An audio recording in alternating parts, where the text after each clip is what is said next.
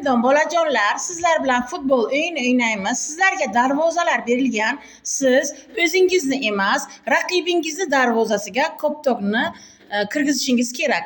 O'yin sharti tushunarli bo'lgan bo'lsa, marhamat, boshladik. Biz bordik, men bildim, biz uradik, bajardim, biz qaytdik, izladim, biz uzatdik, biz yutdik,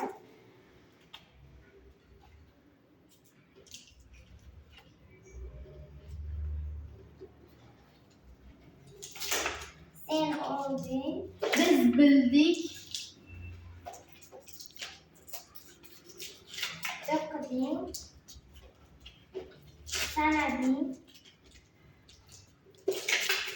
siz siyladingiz, siz sakrading, siz chizdingiz, yutdingiz, u etadi, siz